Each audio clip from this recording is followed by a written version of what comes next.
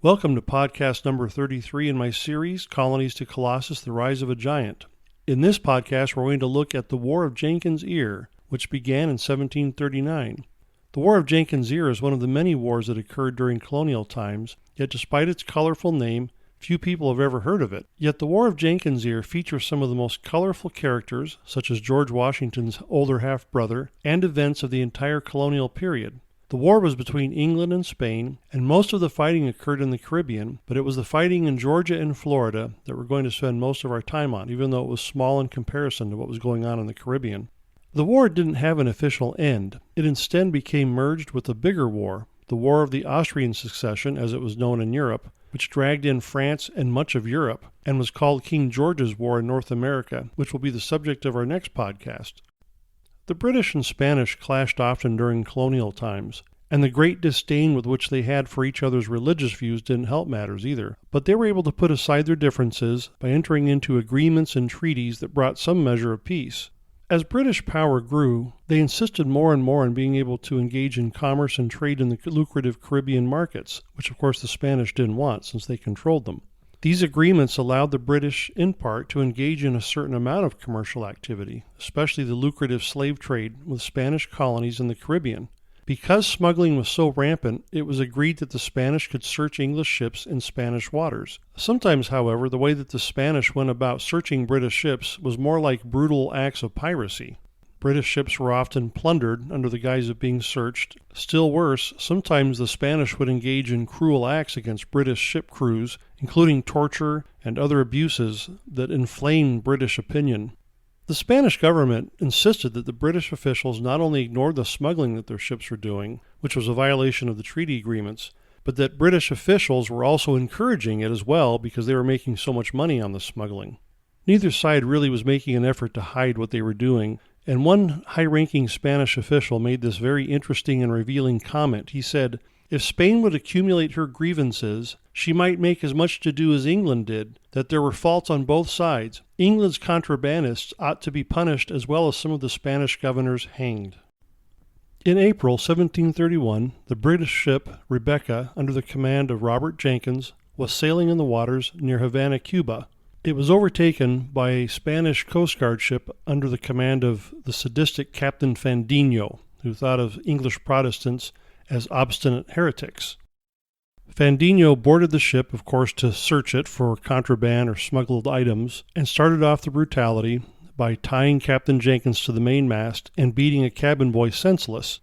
Fandinho then had his men tie the unconscious cabin boy to Jenkins' legs, and he put a rope around Jenkins' neck and hoisted him over a spar to the point to where Jenkins was nearly unconscious for strangulation. They did this several times, and Fandinho screaming the whole time, "Confess or die, or where's your treasure?" After thoroughly plundering the ship and taking everything he could, including the silver buckles off of Jenkins' shoes, Fandinho took his sword out and cut off Jenkins' ear, and some stories recount that he attempted to scalp Jenkins too, but Jenkins' hair was too short for him to grip. To finish off the brutality, Fandinho and his men took everything they could carry off the ship, including navigation equipment and life-sustaining supplies. Apparently he wanted to leave Jenkins and his men out there to die at sea, but Jenkins was able to get back to a friendly port and report what had happened. 6 months later, details of the cruel attack appeared in Benjamin Franklin's Pennsylvania Gazette. Franklin wrote, "The Spanish commander took hold of Jenkins' left ear, and with his cutlass slit it down, and then another of the Spaniards took hold of it, but gave him the piece of his ear again, bidding him to carry it to His Majesty King George." When news of the brutal attack reached England, it caused a furor. Captain Jenkins was summoned to a hearing held by a committee of Parliament, where he showed them his ear, or the severed ear. Apparently he had been keeping it in a container, which is alternately described as a box, and other accounts is described as a bottle. But despite the furor caused by not only the incident with Jenkins, but also by the numerous other reports about Spanish brutality, war was slow in coming. An important reason for this was that many of the important political leaders at that time were opposed to an expensive war that would disrupt commerce. And as public pressure mounted for something to be done militarily, they even engaged in censorship to keep this story and other stories out of the newspapers and punishing editorialists. British officials attempted to negotiate with the Spanish, but the public drift towards war was pretty strong, and it eventually did come, and the king himself started to voice the opinion that something needed to be done militarily about the situation. but eventually public pressure won out and the British declared war against Spain. And considering what was happening, it was probably inevitable. Once war was declared, the king, George II, issued the following instructions to his governors in the colonies. He said, "Having been called upon by repeated provocations to declare war against Spain, we are determined by God's assistance in so just a cause to vindicate the honor of our imperial crown, to revenge the injuries done to our subjects, to assert their undoubted rights of commerce and navigation, and by all possible means to attack, annoy, and distress a nation that has treated our people with such insolence and barbarity." The king also went on to say, "We have also determined to raise a body of troops in our colonies on the continent of North America to join those to be sent from hence at a particular rendezvous which will be appointed for that purpose. It is our intention that the troops to be raised in our province shall consist of companies of 100 men each, including 4 sergeants, 4 corporals, and 2 drummers, besides their commission officers, which shall be 1 captain, 2 lieutenants, and an ensign." He then went on to instruct his governors, "You are likewise directed forthwith to issue a proclamation giving notice of our royal intentions in this behalf, inviting our good subjects cheerfully to enlist in our service, and assuring them that the troops to be raised in pursuance of these our instructions, as well officers as soldiers, shall enter into our pay and enjoy the same rank and pay with the rest of our British troops, so long as they shall continue in our service." There are some important things going on here that are worth noting. This was the first time the king had recruited soldiers from the colonies to fight outside the colonies. It was felt that the colonists were more acclimatized to the climate in the Caribbean and that they wouldn't suffer from the diseases that so often plagued foreign armies that fought in the Caribbean. Another important point that's worth talking about is the fact that in these instructions, the king refers to our British troops, meaning the ones he was going to send from England, and then later in the instructions he talks about American troops. So he's actually distinguishing between his troops he's sending from England and his troops that he's raising in America, in the colonies. And I gotta think, or maybe kind of wonder, if maybe already psychologically in the minds of the king and in others, both in the colonies and in England, we're already starting to feel this difference between the colonists and themselves. Having declared war on Spain, the British now turn their attention to a grand strategy. How should they attack and where should they attack? Invading Spain directly might drag France into the war, and so therefore was out of the question. British war planners decided instead to cripple Spain's economy by seizing control of key Spanish cities and locations around the Caribbean, and by dispatching a separate fleet under Admiral Anson to the Pacific Ocean to harass Spanish shipping in the Pacific. The British invasion force was huge by the standards of the day. It included 27,000 men. 3,700 of those were the colonial troops that the king called up, which included the older half-brother of George Washington, a man named Captain Lawrence Washington. We'll have more to say about him later. The invasion force also included 186 ships. Key targets of this huge British force included Spanish Caribbean cities and locations such as Cartagena, Portobello, Panama, and Havana, Cuba. One of the huge advantages the Spanish had was the climate. The Caribbean could swallow European armies, killing them with diseases and mosquitoes. The Spanish colonists were used to the climate and the mosquitoes, so it didn't affect them the same way. They were acclimatized. During some parts of this war, as many as 15 British men were dying each day by disease. In the end, about 20,000 British soldiers died just from diseases and plagues. Of the roughly 4,000 colonists who signed up, less than 300 returned home alive. George Washington's older half-brother, Lawrence Washington, wrote this from Jamaica to his father, saying, "The enemy killed of ours about 600, and some wounded. The climate killed us in greater numbers. Vast changes we have in each regiment. Some are so weak as to be reduced to a third of their men. A great quantity of officers amongst the rest are dead. We are all tired of the heat and wish for a cold season to refresh our blood. War is horrid in fact, but much more so in imagination." On the screen right now is a map of the Caribbean. It kind of shows the general areas of fighting that we talked about. The British were successful in taking Portobello, but after some heavy fighting at Cartagena, which they were not able to prevail at, they eventually decided to attack Cuba. Originally they wanted to attack Havana, but they were so depleted in strength that they decided to attack Santiago instead. They thought that would be a good base from which they could harass Spanish shipping. Ultimately, this venture failed as well, and the number of deaths just from diseases among the British was horrific.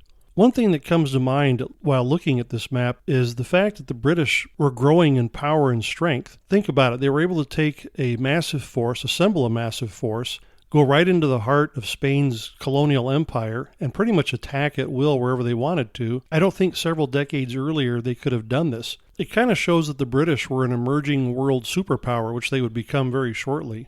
Even though the majority of the fighting occurred down in the Caribbean, especially at Cartagena, I don't want to really talk about that. I want to focus instead on the fighting that occurred, and you can see it there on the map, that occurred in Florida and Georgia.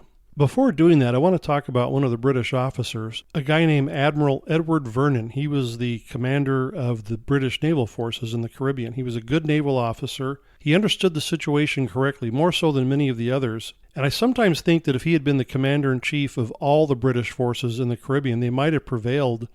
Interestingly, he disagreed with overall British strategy. He didn't think that the key to disrupting Spanish shipping was by taking Spanish cities. He knew that they'd have to leave British garrisons there, and all these cities would be filled with diseases, and they would lose so many men that they wouldn't be able to hold the cities against Spanish counterattacks.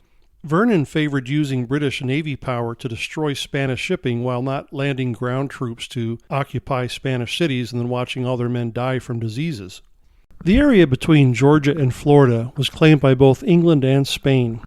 Spain had previously built missions as far north as Virginia, and they wanted to reclaim the land. It was always an embarrassment that they weren't able to keep it. England, on the other hand, hoped to invade Spanish Florida because St. Augustine would be a great place from which their ships could raid Spanish shipping in the Caribbean. James Oglethorpe, the founding father of Georgia, was selected to be the commander-in-chief of the British forces that would invade Florida. Because Georgia was such a new and small colony, there weren't many resources or men for him to draw upon, so South Carolina tried to provide some militia and other assistance, but because of politics and wrangling in the South Carolina Assembly, this took a long time to happen. It was very frustrating. He had to keep waiting, and there were endless delays to get his troops and supplies. So Oglethorpe tried to use the time wisely. He sent a scouting party of Indian allies down to keep an eye on the Spanish and to report on their preparations and their defenses. He also sent some advance parties down to capture a couple of small forts the Spanish had built on the St. John River, which he did in preparation for his invasion. These endless delays gave the Spanish governor of Florida, a guy named Montano, time to prepare. Like Oglethorpe, Montano also employed spies to keep track of British preparations for the invasion of Florida. Finally, late in May of 1740, Oglethorpe and his army were able to begin their invasion of Spanish Florida. Interestingly, on the way down on the march, 3 of his men tried to assassinate him, and it's a miracle he survived. The map on the screen gives you some idea about the geography surrounding St. Augustine and some of the situation there. When Oglethorpe initially arrived, his strategy was a combined land and sea attack. A small British fleet under the command of Captain Pierce was to assist Oglethorpe in these operations, but Captain Pierce was a little timid about forcing his ships through the shallows and the sandbars just off the coast there of St. Augustine, and so he didn't want to send his ships in there. The other problem was that the Spanish, because of all the time they had to prepare, had prepared a small fleet of little half-galleys. These were commanded by the infamous Captain Fandinho, the guy that had cut off Jenkins Ear. And these little ships they had oars so they could row and maneuver in small areas, and they could harass any of the British ships that got too close to Castillo San Marcos, which was the fort protecting St. Augustine. And so Captain Pierce was afraid to send his ships in there. That kind of ruled out any chance for a combined land-sea assault on the fortress. Things went wrong for Oglethorpe from the moment he arrived. Not only could they not do their original style of attack that they'd wanted to, but he'd lost the element of surprise, and he became very ill. And there were conflicts between him and Captain Pierce of the Navy. This is a classic situation in British history where the sea forces and the land forces have these conflicts, and later they blame each other when things go wrong. So instead of the combined sea and land attack, Oglethorpe decided to try and starve out the inhabitants of St. Augustine who were holed up in Castillo San Marcos. And you can see on the map how he deployed his troops. You can see where Oglethorpe's camp was, and you can see where Colonel Vander Deusen's camp is. These were set up here so they could stop any ships trying to get in or bring supplies or food. And then he also had a flying camp under Colonel John Palmer, and you can see that kind of there just off to the top and to the left of the fort. Colonel Palmer's job was, with his troops, to scour the countryside, destroy any food stuff, make sure that nothing was getting into the city too. Governor Montillano, the Spanish governor of Florida, had prepared well for this invasion, and he had a very good strategy. Like any good Spanish commander, he knew that all he had to do was wait, and diseases would take their toll on the invading army, which is what started happening with the British. Before Oglethorpe arrived, Montillano had scoured the countryside for food and even poisoned the wells, so there wasn't much for the British to really survive on in the nearby countryside. It's hard to say exactly how many troops Oglethorpe had. If you listen to my podcast about the frontier wars, you'll know that many of these colonial armies oftentimes had huge contingencies of Indians, and it's possible that most of Oglethorpe's troops were Indian allied troops. On July 5th, Captain Pierce decided it was time for his fleet to leave. He was worried about the oncoming hurricane season. And with the ships gone, there was really no chance now for Oglethorpe to do much. And he was actually in danger of himself being attacked. And Montillano wasn't going to come out of the fort to attack him, but if another Spanish force showed up, I think Oglethorpe would have been stuck. Oglethorpe also began to worry about possible Spanish attacks on Georgia or even South Carolina, so he knew he had to get back, look after his defenses there. Governor Montillano, in gloating to his superiors in Havana about Oglethorpe's flight, says, "My wonder at the shameful flight of Oglethorpe is inexpressible." Having survived the English invasion of Florida, Florida's governor Montillano now prepared to invade English Georgia. And he hoped that with a little luck he might be able also to invade the Carolinas, perhaps even reconquer the whole region for Spain. And there was also high hopes that he might kill or capture Oglethorpe. Montillano wrote to his superiors in Cuba, apparently he was in high spirits, that he intended to destroy the plantations and settlements of the English interlopers. Oglethorpe knew this attack was coming. Some English captives that had escaped from Havana had informed Oglethorpe of Spanish preparations. So Oglethorpe began his own preparations to trying to defend Georgia against invasion. Oglethorpe again went to South Carolina for help, but there was some politics in South Carolina. Many people there in leadership positions blamed Oglethorpe for the failure to conquer Florida. They were uncertain whether they wanted to send him more forces or supplies, and he wasn't able to get much help from England either. She was stretched pretty far with her war with Spain and other events in Europe too. So Oglethorpe was really on his own with whatever resources and men the tiny new colony of Georgia could provide. Some of the officials in South Carolina thought it was suicidal for him to try and to defend such a small colony with so few resources. So now it was Governor Montillano's turn to prepare to invade neighboring Georgia. And interestingly and kind of ironically, he encountered all the same problems Oglethorpe had when Oglethorpe was preparing to try and invade Florida. Montillano had to deal with endless delays, and his requests for supplies and troops from Cuba were not always honored, or at least in the way he wanted. He also had the problem that his Floridian troops and the Cuban troops didn't necessarily get along the best either. In preparation for the invasion, Montillano sent freed slaves up into the Carolinas to try and stir slave rebellions among South Carolina slaves. He promised them freedom and land in Florida for any slave that ran away from British owners if they would convert to Catholicism and pledge loyalty to the Spanish crown. This was not a new trick, and it would not be the last time Spain would do that. It's ironic since Spain had slavery in Florida. In June of 1742, the Spanish invasion of Georgia finally got underway. Montillano led his troops onto Cumberland Island and captured a small fort which Oglethorpe had abandoned. The Spanish force consisted of between 2,000 and 3,000 men and would soon land on the southern tip of St. Simon's Island, which is depicted on the map on the screen right now. Oglethorpe had built 2 forts on the island. At the southern tip, he built a smaller one, Fort St. Simon's, and then a little further north, a more substantial fort, Fort Frederica. Connecting the 2 forts, Oglethorpe built a primitive dirt road through the thick vegetation and palm tree and pine tree forests. As the Spanish approached the island, Fort St. Simon's dueled briefly with the Spanish fleet as it approached, but there was no way the fort would hold out, so Oglethorpe decided to abandon it and concentrate his forces all at Fort Frederica. He only had about 650 men compared to Montillano's 2,000 to 3,000 men. On July 7th, Montillano sent forward a small force, little more than 100 men, to scout out the area up the road, and they camped at a place that we call today Gully Hole Creek. Oglethorpe's Indian scouts spotted the Spanish and reported their activity, and Oglethorpe rounded up a bunch of men and quickly counterattacked, dispersing the Spanish and capturing a few of them. Later that day, Montillano decided to send another group forward, and details about this battle and why it occurred are a little sketchy, but apparently the Spanish walked into a trap or an ambush that Oglethorpe had set at a place on the map known as Bloody Marsh, and they didn't know the English were there at first. The English ambushed them, killed some of them, captured a few, and the Spanish fled and ran. They were in the middle of having lunch when they were attacked. And because the blood on the ground was so thick in some spots, it was called Bloody Marsh. At least that's the story. Montiano decided to send some scouts out in boats to find some badly needed fresh water. The first boatload was found chopped up. Apparently Oglethorpe's Indian scouts got to them. The other boat was trying to force its way up the river and was fired on by Fort Frederica and ended up turning back, so they were not successful in finding the source of fresh water. On July 12th, Oglethorpe decided to attack in force the Spanish camp. The Spanish didn't seem very aggressive, so he thought it was worth a try. If he had the element of surprise, he might be able to scare them off, maybe even capture Montiano, or inflict a great deal of damage. As Oglethorpe's force got close to the Spanish camp at the south end of the island, a Frenchman among Oglethorpe's troops decided to turn traitor. He fired a gun to alert the Spanish, ran out across the field, and jumped into the Spanish trenches. Oglethorpe worried that the Spanish might immediately counterattack, so he sent some drummers out in different directions playing the drums to make it look like he had more troops in different locations. The Spanish still didn't really know how many troops that he had, but this traitor ruined the opportunity because he took away the element of surprise, and so Oglethorpe called off the attack and him and his men went back up to the fort.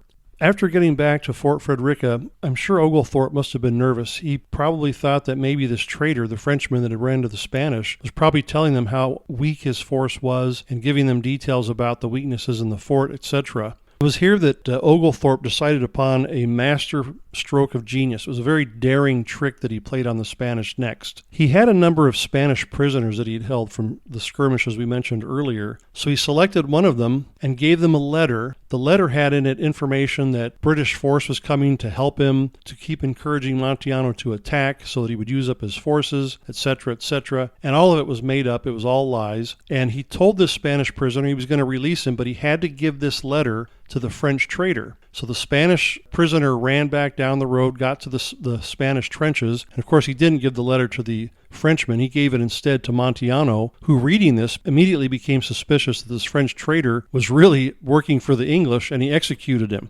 So from here on out, Montiano's fears began to multiply. He didn't know the disposition and nature of how many troops really Oglethorpe had. Anything the traitor told him may or may not have been accurate. And a day or two later, Montiano spotted some British ships. I don't know what these ships were. They were not part of any British relieving force or military force, because everything in that letter was a lie. But Montiano got nervous about his position.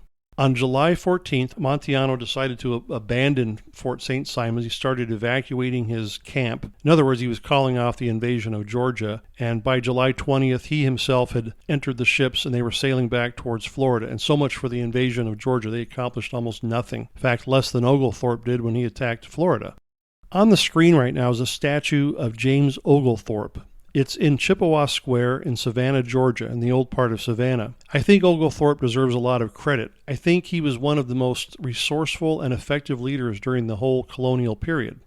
On the screen now is a photograph of a painting of Captain Lawrence Washington, the older half-brother of George Washington. George idolized his older brother. Lawrence was so impressed with Admiral Vernon, whom he had served with down in the Caribbean, that he named his estate Mount Vernon in the Admiral's honor after the war. A few years later, Lawrence died of tuberculosis, and his estate ultimately passed into George's hands. George Washington never changed the name of the estate, and it is still called Mount Vernon to this day. This portrait of Lawrence still hangs in Mount Vernon in George Washington's study, just as it did when George Washington lived there. For more information on the subject, I recommend the following books and articles: Colonial Georgia, A History by Kenneth Coleman; The War of Jenkins Ear, The Forgotten Struggle for North and South America, 1739 to 1742, by Robert Gowdy; The Colonial Wars, 1689 to 1762, by Howard H. Peckham; Spain in Decline, 1621 to 1700, by R. Trevor Davies; The Struggle for a Continent, The Wars of Early America, by John Furling; Royal Instructions to British Colonial Governors, 1670 to 1776, collated and edited by Leonard Woods LaBarrie; A Brief History of the Caribbean, From the Arawak and Carib to the Present, by Jan Rogozinski; Predators and Prizes, American Privateering and Imperial Warfare, 1739 to 1748, by Carl E. Swanson. Colonial Florida, by Louis J. Mendelis, published in Publications of the Florida Historical Society, Volume 3, Number 2, October 1924. Cattle Raising in Spanish Florida, 1513 to 1763, by Charles W. Arnade, published in Agricultural History, Volume 35, Number 3, July 1961. Georgia in Anglo-Spanish Diplomacy, 1736 to 1739, by Trevor R. Reese, published in William and Mary Quarterly, Volume 15, Number 2, April 1958. A Peripheral Perspective, by Amy Turner Bushnell, Historical Archaeology, Volume 31, Number 1, Diversity and Social Identity in Colonial Spanish America, Native American, African, and Hispanic Communities During the Middle Period, 1997.